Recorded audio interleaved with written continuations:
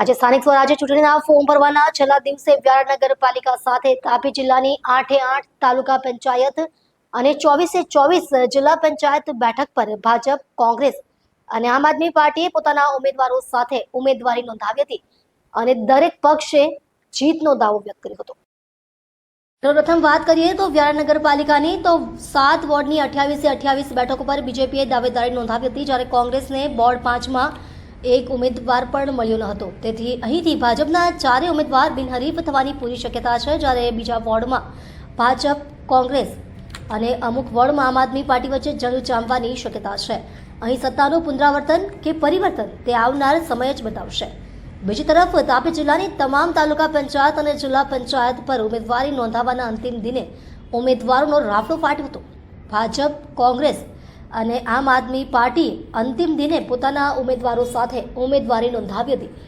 સોનગઢ તાલુકાની તમામ તાલુકા પંચાયત અને જિલ્લા પંચાયત બેઠક પર વિજય મેળવવાનો વિશ્વાસ વ્યક્ત કરતા તાલુકા પ્રમુખ રાજેશભાઈ ગામિતે પોતાનો અભિપ્રાય આપ્યો હતો, જ્યારે કોંગ્રેસના યુવા આદિવાસી નેતા યુસુફભાઈ ગામિતે પણ તમામ બેઠકો પર કોંગ્રેસનો ભવ્ય વિજય થવાનો અને ભાજપના સુપડા સાફ થવાનો વિશ્વાસ વ્યક્ત કર્યો હતો. સોનગઢ તાલુકામાં આવતી રાણી અંબા જિલ્લા પંચાયત બેઠક પરથી ભાજપ વતી જયરામ ગામિત, જ્યારે કોંગ્રેસ વતી યુસુફ ગામિતે દાવેદારી નોંધાવતા આ બેઠક બંને પક્ષ માટે પ્રતિષ્ઠાનો જંગ બની રહે તેવા એંધાણ દેખાય છે. આમ આદમી પાર્ટીએ પણ મોટાભાગની બેઠકો પર પોતાના ઉમેદવાર નોંધાવતા આ વખતે તાલુકા પંચાયત અને જિલ્લા પંચાયતમાં ત્રિપાંખીઓ જંગ જામવાની શક્યતા છે. જી સર, આજરોજ વ્યારા નગરપાલિકાની ચૂંટણીના જે ફોર્મ ભરાયા છે ત્યારબાદ શું સ્થિતિ છે? રાજ્યભરમાં ચાલી રહેલી સ્થાનિક સ્વરાજ્યની ચૂંટણી 2026 પૈકી વ્યારા નગરપાલિકા પણ એમાં ચૂંટણી માટે આગળ વધી રહી છે, ત્યારે વ્યારા નગરપાલિકાના કુલ મળીને 7 વોર્ડ માટે નામાંકન પત્ર ભરવાનો આજે અંતિમ દિવસ હતો અને આજે અનેક ઈચ્છુક દાવેદારોએ વિવિધ પક્ષોમાંથી અહીંયા નામાંકન પત્રો દાખલ કર્યા હતા. મને આપને જણાવતા ખૂબ આનંદ થાય છે કે વ્યારા નગરપાલિકાના વોર્ડ નંબર 5માં માત્ર 8 જ નામાંકન પત્રો દાખલ થયા છે, જેમાં 4 ભારતીય જનતા પાર્ટીના છે અને 4 એમના ડમી ઉમેદવારોના છે. અન્ય કોઈ પક્ષોએ કે અપક્ષ કોઈ પણ વ્યક્તિએ અત્યારે એમાં નામાંકન પત્ર દાખલ કર્યું નથી.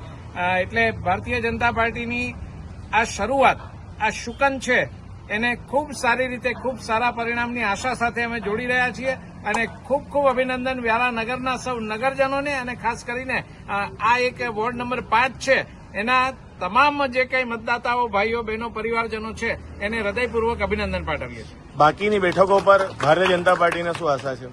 ભારતીય જનતા પાર્ટી ચૂંટણી માટે જઈ રહી છે, હંમેશા ચૂંટણી માટે અને જીતવા માટે આગળ વધનારો પક્ષ છે. એટલે તમામ બેઠકો છે એ વ્યારા નગરની આ 4 જે રીતે અમે દેખાવ કર્યો છે એના કરતાં પણ સરસ રીતે અમે આશાસ્પદ એ રીતે છીએ કે 28માંથી 28 તમામ નગરપાલિકાની બેઠકો છે એ ભારતીય જનતા પાર્ટીના ઉમેદવારો જીતશે. જે રીતે આપ કહી રહ્યા છો કે સત્તાનું પરિવર્તન થશે, એમાં મુખ્ય મુદ્દાઓ કયા હશે? ભારતીય જનતા પાર્ટી ઘણા વખતથી રાજ્યમાં શાસન કરી રહી છે, સતત 3 ટર્મથી કેન્દ્રમાં શાસન કરી રહી છે.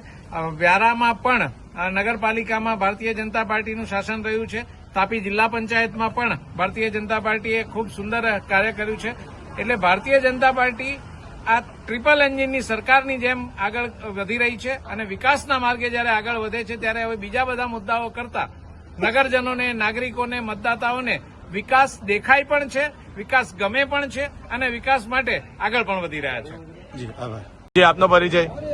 મારું નામ યુસુફ ગામિત છે. અમે તાપી જિલ્લામાં રાણી અંબા જિલ્લા પંચાયત પરથી ઉમેદવારી નોંધાવવા માટે આવ્યા છે અને ખાસ કરીને અમારા જે તાલુકા પંચાયતના સભ્ય છે એમની સાથે અમે આજે ઉમેદવારી પત્ર નોંધાવવા માટે આવ્યા છે અને અમારા જે વિસ્તારના પડતર પ્રશ્ન છે એના માટે લડવા અને છેલ્લા પાછલા સમયમાં પણ અમે ઘણા આંદોલનો કર્યા છે અને એના માટે જ આજે પાર્ટી, કોંગ્રેસ પાર્ટીએ અમને ટિકિટ આપી છે અને અમે ઉમેદવારી ફોર્મ ભરવા માટે આવ્યા છે. યુસુફભાઈ, આપ પૂર્વ તાલુકા પંચાયતના પ્રમુખમાં રહી ચૂક્યા છો, યુવા નેતા તરીકે સમગ્ર તાપી જિલ્લાના આસપાસના વિસ્તારમાં આપનું નામ છે, ત્યારે શું કહેશો, કયા મુદ્દાઓ મેન રહેશે?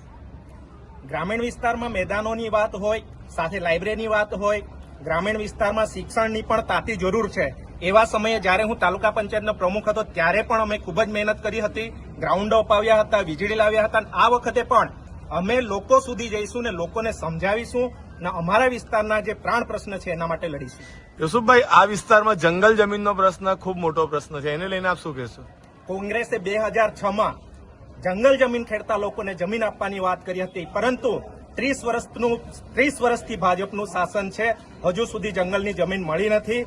કોંગ્રેસ જ એવી છે જે આદિવાસી વિસ્તારના લોકોને જંગલ જમીન આપવાની વાત કરે છે, અને આવનાર દિવસમાં પણ તાલુકા પંચાયત, જિલ્લા પંચાયત અને ગુજરાતમાં પણ જ્યારે કોંગ્રેસ બનશે ત્યારે જ જંગલની જમીન મળશે. સોનગઢ તાલુકા પંચાયત આઝાદી પછીથી સતત કોંગ્રેસનો ગઢ રહ્યો છે, તો એ ગઢ સચવાઈ રહેશે, શું લાગે છે આપને? ચોક્કસપણે આ વખતે પણ સોનગઢ તાલુકા પંચાયત કોંગ્રેસની જ બનશે અને 100% બનશે. આજુબાજુમાં આવેલી જે નવો તાલુકો બન્યો ઉકાઈ, આપ અહીં ત્યાંના પણ નેતા કહેવાઓ છો, તો શું કહેશો એના વિશે? ઉકાઈ, સોનગઢ એ ચોક્કસપણે કોંગ્રેસની જ તાલુકા પંચાયત બનશે, કારણ કે અમે લોકોના ખૂબ જ કામ કર્યા છે. અમે લોકોને ક્યારેય છેતરવાનું નથી કામ કર્યું, અને એના માટે લોકો કોંગ્રેસ પર વિશ્વાસ મૂકશે. તમામ મતદારોને, યુવાઓને, આદિવાસી સમાજને એક લાઈનમાં શું કહેશો? કેમ વોટ આપવો જોઈએ કોંગ્રેસને? યુવાન છું, શિક્ષિત છું, સમાજ માટે લડું છું, અને આવનાર સમયમાં પણ આદિવાસી સમાજ માટે સક્ષમતાથી લડવા માટે તમે મને મત આપો. જી, આભાર. Thank you. ભાઈ, તમે ઉમેદવાર કયા પક્ષ તરફથી? બીજેપી. શું કેવું છે? તમને વિશ્વાસ છે કે તમે વિજયી થશો? હા, 110%. કયા મુદ્દા એવા છે, કઈ વાત પરથી તમને વિશ્વાસ છે કે લોકો ભારતીય જનતા પાર્ટીને વિજયી બનાવશે? ભારતીય જનતા પાર્ટી એમ કે વિકાસ વધારે કર્યો છે, રસ્તા, પાણી, યુવા વર્ગ છે. એક શિક્ષિત ઉમેદવાર છું હાલમાં. ને અત્યાર સુધીમાં જે વિકાસ કર્યો છે એ ડેવલપને બહુ આગળ ગયું છે બીજેપી. અને તમને પૂરો વિશ્વાસ છે કે ભારતીય જનતા પાર્ટી વિજયી થશે? હા, ચોક્કસ. અને જિલ્લાની તમામ બેઠકો જે તાલુકા પંચાયતની છે, જિલ્લા પંચાયતની છે, એમાં આપને શું લાગે છે? બધી આવશે. જિલ્લા, તાલુકા બધામાં ભારતીય જનતા પાર્ટી વિજયી થશે?